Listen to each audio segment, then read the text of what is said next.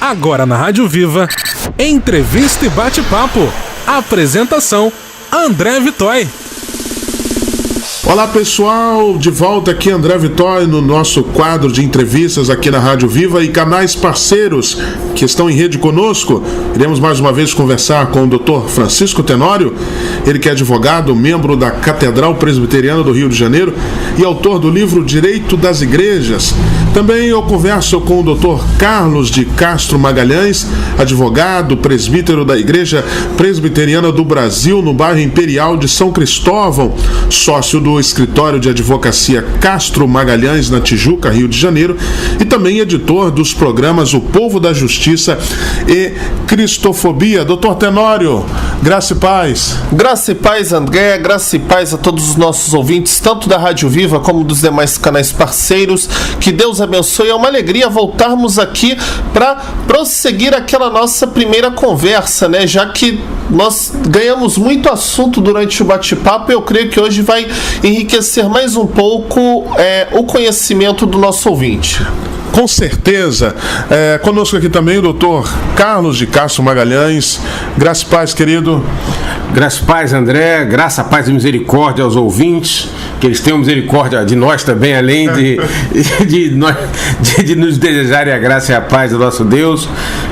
Retornando aqui com alegria para tratar em continuidade aos assuntos da última entrevista, né, que foram bem proveitosos os temas ali tratados. Com certeza, doutor Tenório, nós vamos estar falando novamente, porque muito nos chama a atenção sobre o seu projeto de lei de autoria intelectual, número 7318 de 2017, que inclui a disciplina de educação financeira a ser lecionada por um profissional de contabilidade na grade curricular do ensino médio. Isto muito nos chama a atenção, visto que isso traz uma nova mentalidade, uma forma de administrar os recursos, enfim. Vamos entender mais um pouco sobre esse projeto de lei e já começo perguntando qual que é o impacto na economia deste projeto de lei, doutor Tenório? Então, André, quando nós conversamos com a produção na entrevista passada e eles falaram para nós voltarmos, a ideia era exatamente essa questão do impacto na economia com relação aos projetos, tanto de educação financeira como ética e cidadania. Vamos falar aqui primeiro da educação financeira, né? E o projeto de educação financeira, ele vai dar ao jovem uma formação diferenciada com relação à gestão de dinheiro, tá? O jovem que tem essa noção de gestão de dinheiro, ele tem um potencial maior para se tornar um empreendedor. Então, num curto espaço de tempo, aquele jovem que estava no ensino médio, ele tem o potencial conhecimento para obter linhas de crédito e aprende aquela noção de investimento para entrar no mercado como empreendedor, de quanto que ele investe, digamos, num negócio simples, tá? A compra de uma determinada mercadoria para revenda como comerciante e identifica como gerir os preços, margem de lucro, tributação e tudo mais, tá? Então ele passa a ser um empreendedor em potencial. Além disso, o jovem que tem formação de educação financeira, ele tem uma tendência a investir em previdência, porque ele ganha, ali naquele período em que ele estava cursando o ensino médio, uma noção de que há uma necessidade dele investir desde pronto valores pequenos em previdência social ou previdência privada, para que lá na frente ele tenha, no caso de uma invalidez ou quando a idade chegar, a possibilidade de ter um benefício previdenciário, ter sua aposentadoria. Quando nós investimos em previdência, a qualidade de vida no país aumenta e os investimentos crescem. São os fundos de pensão, por exemplo, que investem em grandes obras públicas, como hidrelétricas e rodovias, para terem no futuro o retorno para pagarem as pensões, tá? É um outro exemplo que nós damos. Mais um exemplo é o consumo consciente. O jovem com formação em educação financeira, eu estou sendo redundante para dar realmente uma visão da importância da disciplina. Ele passa a ter uma noção de consumo. Então ele deixa de ser manipulado por aquelas ondas de consumo que vem muitas vezes, como aquele reloginho do refrigerante, o modismo de um filme que está no cinema ou de uma determinada roupa de marca, e com o consumo consciente ele consegue se endividar menos ou não se endividar, até ter uma poupança. E a população, quando ela tem poupança, a economia melhora. Quando o endividamento cai, a economia melhora. E quando as pessoas consomem de maneira consciente, você acaba combatendo práticas no mercado de juros abusivos, taxas abusivas, porque o jovem passa a ter consciência, ele não é levado por uma propaganda indutiva. Então o retorno que nós vamos ter na economia, eu não digo a curtíssimo prazo, mas a médio prazo, desses jovens que entram na escola, passam a ter a disciplina a partir do momento em que a lei for sancionada e implementada, do momento de implementação da lei, após uns 5, 6 anos, nós vamos começar a colher os primeiros frutos, porque são os jovens que saíram do ensino médio e vão começar a investir em previdência, e os pequenos empreendedores que vão começar a nascer. Então, a médio prazo, coisa de 5, 6 anos após a implementação da lei, nós vamos começar a ter esse efeito. E a longo prazo, coisa de talvez 10 anos, o impacto na economia vai ser tremendo, porque a China hoje é uma grande economia. A população poupava. A China hoje tem a maior poupança do mundo. No Japão, as pessoas investem em previdência e têm noção de investimentos, inclusive para a próxima geração. Então, a economia se torna saudável por questões como essa. Então, é muito importante, tá? Além do impacto imediato que nós vamos ter, que é a geração de vagas como docente em toda a rede escolar do país, que vai gerar aí também milhares de empregos. É um outro impacto imediato. Quantos profissionais, contadores e também advogados que vão ganhar aí uma oportunidade para lecionar? E isso é um impacto imediato na economia também, a criação de vagas. Mas nós não devemos ver o projeto apenas como uma geração de vagas na docência para o contador ou para o advogado, mas esse efeito que vem a partir de 5 anos após a implementação do projeto, com os jovens que vão ter essa visão de formação financeira a longo prazo, porque aí vai ser um efeito gradual, mas vai ser definitivo e vai melhorar o país em muito.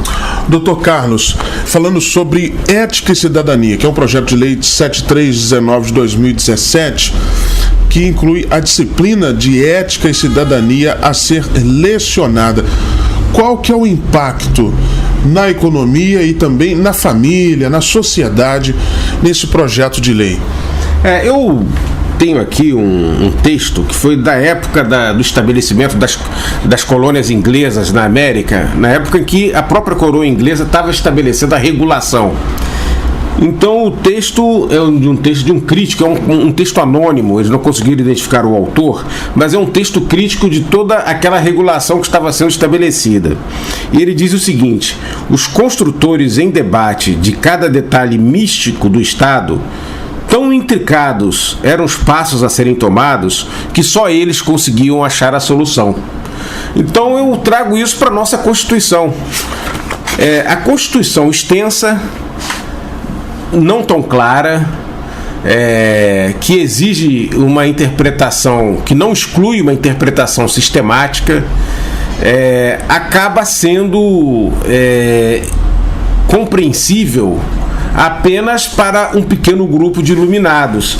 E esses acham as suas conclusões, as suas soluções sob diversos expedientes hermenêuticos. Expedientes que são desconhecidos pelo homem comum. Então, uma formação em ética e cidadania dará ao cidadão comum um determinado poder crítico de, ao ver uma certa proposta ou uma certa solução, compreender que ela não vai atingir aquela finalidade normal que deveria atingir, que ela está ali apenas para satisfazer a um determinado interesse e não para corresponder a uma verdade de justiça existente. A repercussão desse projeto de ética e cidadania, de ensino de ética e cidadania nas escolas, ela vai ser, num primeiro momento, restrita ao preenchimento de quadros docentes, mas ela também vai ser, já num médio prazo, e eventualmente até num curtíssimo prazo, ela vai ter a capacidade de preparar as famílias para enfrentar os seus desafios contratuais, os seus desafios legais, institucionais. Então, por exemplo, o pai de família que eventualmente desconhece os caminhos da justiça, ele vai, tendo em casa um filho que estude essa disciplina, ele já vai ter ali, num primeiro momento, ao compartilhar algo que sofreu, ele já vai ter a possibilidade de ouvir do filho que aquilo, olha, pai, tem alguma coisa errada nisso. Mesmo que eles não encontrem a solução, eles já vão saber aonde buscar, ou no advogado, ou no Ministério Público, ou em algum conselho de defesa de direitos. Eles já vão ter algum tipo de luz para aquele problema. Então, essa formação em ética e cidadania, ela acaba com uma certa casta burocrática. Eu não diria que ela acaba, mas ela diminui, ela relativiza o poder de uma certa casta da burocracia, que é quem dá a solução para o homem comum. E nós vamos ver a capacidade do homem comum perceber a própria solução para o seu problema. Doutor Tenório, alguma coisa mais a acrescentar nessa linha, nesse raciocínio? Sim, eu acho que nós podemos desenvolver, com relação ao projeto de ética e cidadania em específico, que ele também vai ter um impacto econômico numa situação muito importante. Por quê? O advogado, ele vai passar a cumprir uma função preventiva aos conflitos, quando ele, como docente, passa a orientar seus alunos, tá? E esses, com conhecimento, com certeza vão ter menos demandas judiciais num médio e longo prazo, já que eles vão saber atuar no dia a dia como cidadão, evitando determinados abusos. Exemplo simples é aquele cidadão que, tendo aula de ética e cidadania, ele não vai assinar sem ler um contrato de adesão. Ele vai começar a cobrar de uma rede de varejo, por exemplo, na assinatura do contrato de adesão, ele vai dar lá uma rubrica dizendo que a cláusula tal ele não concorda. Se todos fizerem assim, nós vamos fazer aquela cláusula sumir do contrato num médio prazo, e com isso todas as demandas que inundam o juizado especial naquele sentido vão deixar de existir. Então acaba gerando também uma economia de trabalho para o judiciário a médio e longo prazo. Não sei se o Dr. Carlos estaria na mesma linha de pensamento que a minha. Sim, eu me encontro nessa linha de pensamento, mas eu viria sob uma outra perspectiva também. Eu creio que o ensino de ética e cidadania vai criar um ambiente de maior respeitabilidade pelo outro, porque as pessoas vão saber que o outro já não é tão ignorante acerca de determinados assuntos, e isso vai aumentar o quociente médio de conhecimento dos próprios direitos e conhecimento das possibilidades de defesa do direito. Quer dizer, o risco jurídico que algumas empresas ou algumas pessoas assumem para cometer certas ilegalidades, esse risco jurídico vai aumentar, porque justamente a população contra a qual é feita estas ilegalidades, cujos riscos se assumem, é uma população agora mais instruída especificamente na questão dos direitos de cidadania. Então, aumentando o risco jurídico da prática de determinadas ilegalidades, com certeza essas vão ser diminuídas, e as próprias empresas ou pessoas que as cometem absorvendo esse risco vão tomar providências de diminuí-lo. Doutor Tenório, a nossa população hoje já está um pouco mais atentas, né, a essas questões de financiamento, taxas de cartão de crédito, conta de telefone, enfim, mas ainda estamos muito aquém daquilo que deveria estar, né? E esse projeto de lei, né, da ética e cidadania, ele vem justamente para preparar os nossos jovens para esses desafios, vamos dizer assim, da vida adulta? Sim, exatamente, André. A ideia da ética e cidadania é para que a pessoa... Poderia se chamar o projeto também Noções de Direitos e Deveres do Cidadão. Também se enquadraria. Porque nós não queremos formar ali tecnólogos jurídicos, não é isso, mas cidadãos conscientes, pessoas que tenham capacidade de interpretar a norma legal e aplicar no seu dia a dia. Ao ler uma norma, exemplo simples, tá? Aquele artigo que colocam nos cartórios dos fóruns, né? Do desacato à autoridade. O cidadão entender que a autoridade não é, digamos, o Carlos, pessoa física. É o cargo que ele representa. Então, exemplo simples. O juiz, ele é uma autoridade ali dentro do tribunal no exercício da função dele, mas ele não pode sair dando carteirada ou prevalecendo de privilégios dados pela lei em função do cargo em um momento estranho à atividade, como aconteceu a um primo meu. Eu sempre conto esse caso do meu primo. Eu tenho um primo que ele morou um período em Olinda, em Pernambuco, e uma vez ele estava dirigindo e ele estava parado no sinal, um carro veio na contramão e bateu de frente com o carro dele. Pegou de frente. E aí saiu um bêbado do carro. Tinha um guarda perto, o guarda correu pra pegar o bêbado. Quando o bêbado puxou a carteira, eu sou juiz. Era um juiz lá de Pernambuco. E aí o guarda virou e prendeu meu primo. Porque meu primo saiu do carro dando uma bronca no bêbado e levou meu primo pra delegacia. E aí precisou chamar advogado, aquela coisa toda, liga pra um, liga pra outro, pra poder liberar meu primo da delegacia. Por quê? Hoje em dia nós ainda temos aquele medo da autoridade, não do cargo, tá? Mas sim do indivíduo que se apropria indevidamente do título que ele tem para fins alheios à função. É uma coisa que, infelizmente, nas nossas igrejas também é muito comum. Líderes de igrejas, pastores, que muitas vezes, fora do exercício pastoral, ele quer aproveitar a liderança dele sobre o grupo para obter benefícios que não tem nada a ver com a função dele. Entendeu? Como, por exemplo, eu vi uma situação, um pastor uma vez montou uma lanchonete, ele falava que era cantina, mas ele montou uma lanchonete com CNPJ no nome dele, e ele se valia da função de pastor para quê? Pegar jovens da igreja e colocar para trabalhar como voluntário na lanchonete sem nenhuma remuneração. E os jovens iam para quê? Para puxar sardinha pro lado do pastor, achando que com isso seriam promovidos a obreiro e começariam uma carreira ali no ministério.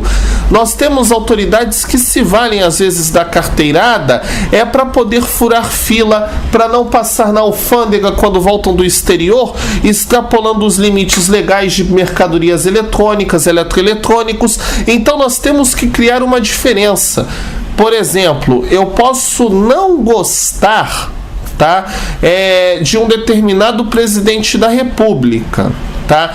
Eu respeito a presidência. Agora, o indivíduo que está ocupando aquela função na vida privada dele ou nas condutas erradas, ele é um cidadão comum igual a mim e deve responder também. O magistrado da mesma maneira, o ministro de confissão religiosa da mesma maneira. É uma noção hoje que o cidadão não tem, e quando ele passar a ter, abusos vão deixar de acontecer. Tá? As carteiradas fora do ambiente profissional, do exercício da função, vão desaparecer, porque o cidadão vai ter consciência de que quando alguém falar assim, o senhor sabe com quem o senhor está falando? Eu vou falar, eu sei sim, e a senhora me respeite, tá? Porque eu sei que a senhora está agindo errado e fora da função. Então, essa cultura, ela precisa começar a ser trabalhada agora, né, o doutor Carlos? Me chama a atenção também, fugindo um pouco fora, mas tratando dessa questão de educação, né? Muito é falado sobre corrupção também, né? Tem que acabar a corrupção e tal, mas isso acontece com projetos de lei desta natureza, né, o doutor Carlos, e que vai trazer para os nossos jovens já uma mudança de, vamos dizer assim, dentro da família, porque ali ele começa a conversar com o pai, com a mãe, com a família, e já começa a trazer conhecimento que muitas vezes os pais ainda não têm, né? Exatamente. Ele vai funcionar, esse jovem, no primeiro momento, ele vai começar a fazer a integração da família com a sociedade. Não no seu aspecto de relação, mas no aspecto de conhecimento de que não estamos numa terra sem lei e de que há um determinado ordenamento jurídico que não é só um ordenamento que beneficia certas pessoas, mas que beneficia a qualquer cidadão. E a família dele é composta por pessoas que são cidadãos. E nesse aspecto, o que ocorrerá? Eu creio que, como eu disse antes, um pai de família, por exemplo, ficou desempregado ou sofreu algum tipo de restrição do seu direito, ao compartilhar isso em casa, ele não teve formação cidadã alguma na vida dele, mas o filho dele está tendo essa formação na escola, e o filho dele já vai ter as primeiras informações que ele possa vir a receber. A mãe dele, por exemplo, adquiriu algum produto numa loja de departamentos e esse produto está defeituoso e a loja não quer trocar, o filho dele já vai ter, o filho dela já vai ter a primeira noção, porque na escola aprendeu sobre cidadania. E isso em diversas outras áreas da atividade humana, né? Nós teremos aí, em questões de imposto de renda, em questões de relacionamento até mesmo com instituições religiosas, nós vamos ver que não haverá certa invasividade. Ainda é muito comum líderes religiosos invadirem a vida privada do cidadão fora daquele escopo de fé e até exporem membros de suas igrejas ao ridículo, né? Eu atendi aqui no escritório uma moça que era de uma igreja que o pastor costumava chamá-la de a solteirona da igreja, lá da frente do púlpito, e todo mundo ria, e aquilo era visto, e a garota estava profundamente ferida com aquilo. Eu cheguei, ela me procurou e ela queria processá-lo. E eu falei com ele, olha, vamos conversar com ele, marcar uma reunião. Ele pediu desculpa a ela e pediu desculpa lá na igreja também. Então, o que ocorre?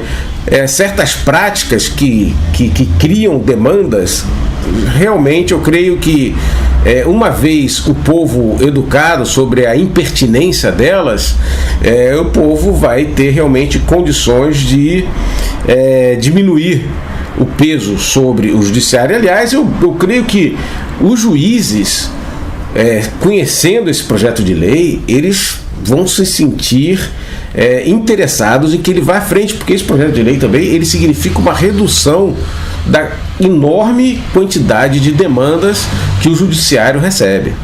Muito bem. Doutor Tenório, o assunto é extenso, mas daqui a pouco a gente tem mais outras entrevistas em que a gente vai estar conversando mais sobre esse projeto, mas um resumo e uma conclusão, doutor Tenório. Sim, tudo bem, André. Então, o que eu queria aqui falar para finalizar é o seguinte: pedir para todos os nossos ouvintes nos apoiarem na tramitação desse projeto, porque já foi feito pedido para apensamento lá na Câmara, aí já teve indeferimento de apensamento a outro projeto que está tramitando, e com isso eles estão caminhando muito devagar.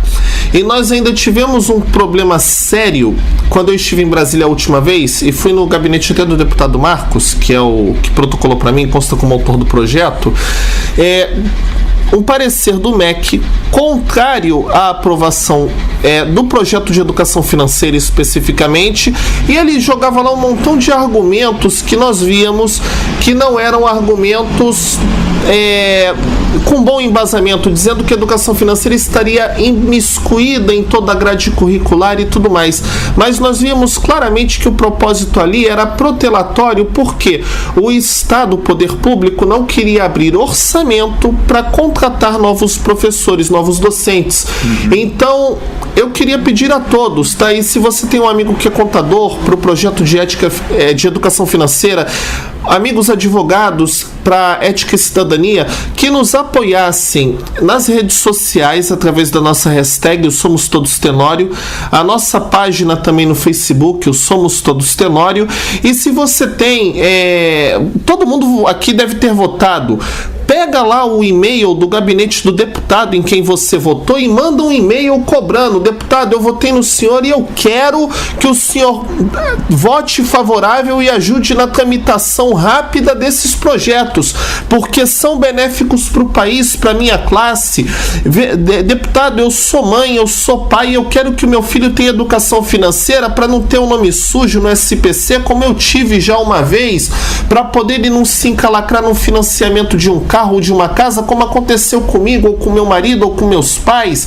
E comece a pressionar, a dar visibilidade ao projeto, porque infelizmente hoje no Brasil, tanto as casas legislativas como o judiciário, as ações em geral, quando tem visibilidade, tramitam muito mais rápido, tá? E nesse caso vai tramitar muito mais rápido para o bem do Brasil, para quem sabe ainda na nossa geração nós podermos contemplar os frutos desse trabalho que nós estamos realizando, ok? Que Deus abençoe. Doutor Tenório, onde te encontrar nas redes sociais, contatos? Eu já falei aqui da fanpage, né?